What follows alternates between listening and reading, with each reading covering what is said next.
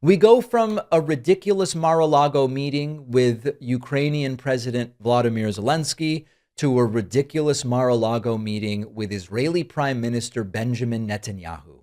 Netanyahu did something very special for Donald Trump, really the blind leading the blind or the corrupt leading the corrupt, but we'll get to that in a moment. We're going to look at the before the meeting and after the meeting of Trump's exchanges with Benjamin Netanyahu. Before going into their meeting, Donald Trump taking some questions and not missing out on an opportunity to tell provable, disgusting, dilapidated lies about the release of Israeli hostages. Listen to this. Look at Netanyahu looking on with pleasure.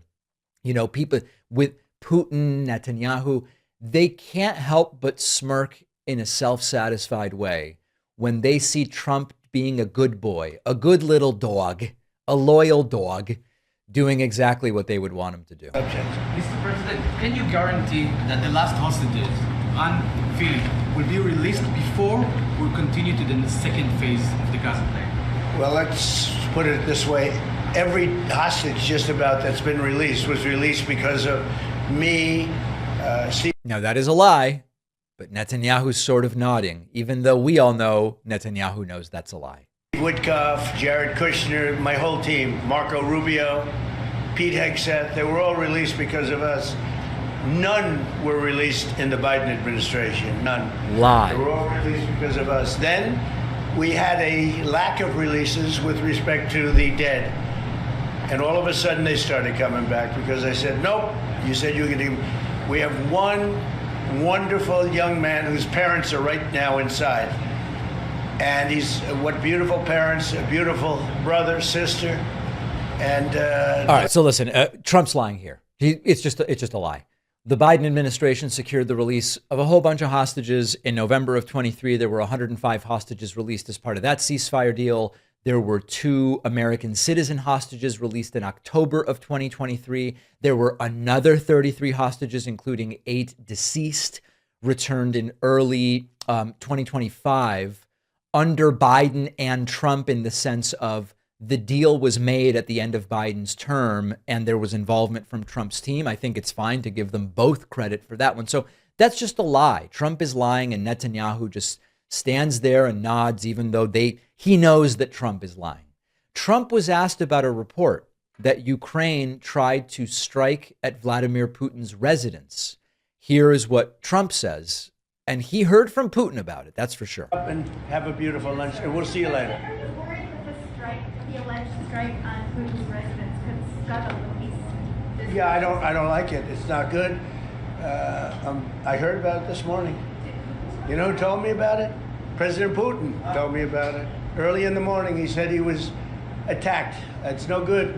It's no good. Don't forget, you know, the Tomahawks. I stopped the Tomahawks. I didn't want that. Because we're talking about, you know, it's a delicate period of time. This is not the right time. It's one thing to be offensive, because they were offensive. It's another thing to attack his house. This one really upset Donald Trump. Of course, the Russians have tried to assassinate President Zelensky numerous times. Never really seemed to bother Trump. Trump asked an interesting follow-up question about the alleged attack attempt on Putin's residence, which is there any evidence of that? And Trump goes, well, I mean, I guess it's possible it didn't happen, but Putin told me it did. I don't know. What?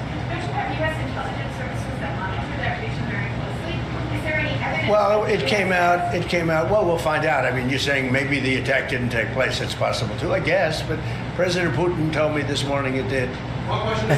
I love that. Trump goes, listen, I mean, evidence. I guess you're suggesting something that is possible, which is the attack never really happened. I mean, after all, Trump isn't saying he has any evidence that that attack on Putin's residence happened. But he goes, but Putin told me, just like Putin told me at the Helsinki summit during my first term, that they didn't hack the DNC. They didn't do any hacking. And I believe him. Why would Putin lie about it? He said it very strongly. Really a puppet of Putin, increasingly so. I don't think Trump even realizes it himself. It's sort of like useful idiot. And that's not a pejorative in the sense of saying, oh, you're such an idiot.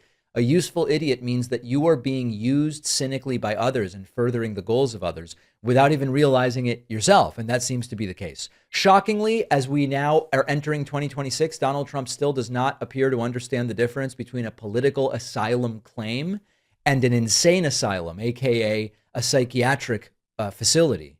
Why won't anyone tell Trump that this is the problem? Right? Please. Mr. President, can I follow up on Venezuela? Was the facility taken out by the U.S. military, or was it another entity like the CIA? Well, I don't want to say that. I know exactly who it was, but I don't want to say who it was. But you know, it was along the shore. Mr. President, have you or anyone in your administration talked to Maduro in recent days? Well, I spoke to him Recently? pretty recently, but nothing much comes of it. Yeah. Mr. President, can you explain the importance? You have to understand what he's done. They've sent billions of dollars of drugs in, but maybe just as bad, they've sent hundreds of thousands of people in from jails, from prisons, from mental institutions and insane asylums. The drug lords, the drug dealers, were all. I'm increasingly convinced that the confusion here, because for Trump, for years now, he's been saying they're emptying out insane asylums into our country. And we look for evidence of that from any country, Mexico, Venezuela. There's no evidence of it. And I'm increasingly convinced that Donald Trump believes that when someone shows up and says, I'm requesting asylum, I believe Trump thinks they're coming from a so-called insane asylum or psychiatric hospital. I think that Trump simply does not understand what's going on. And I wouldn't be surprised if the people around Donald Trump are scared to mention this because it's been so long. It's sort of like when you forget someone's name and then you see them a second time and you go, I'm going to try to figure out what their name is. I'm not going to ask. And then you see them a third time and a fourth time and a fifth time. You don't know their name. After you've seen this person 6 or 7 times, you no longer now feel ready to go, by the way, what was your name? Because they would go, we've seen each other 7 times. You don't know my name. I think it's similar, where if someone went to Trump and said, listen, for the last 2 years, you've been repeating this insane asylum thing. These people are seeking political asylum. They're not from an insane asylum. I don't think it would go particularly well. But that's my best guess of what's going on. And then finally, before the meeting begins, Trump ranting to Benjamin Netanyahu on a hot mic saying, do I get credit for it? Talking about the 8 wars that he says he ended. It's funny that that's not something he only brags about in public. Even when he is just talking privately, it's not really private. There are cameras in there. But the point is, these are not formal declarations from Trump. Trump really seems to be insisting on the number of wars that he ended. But to both of them, I said, we're going to cut you off. No more trade. Then I put 200% tariffs on. The next day they called. We looked. 35 years of fighting, and they stopped. Do I get credit for it? No. They gave me. I did 8 of them. India. How about India and Pakistan? And then, so I did 8 of them.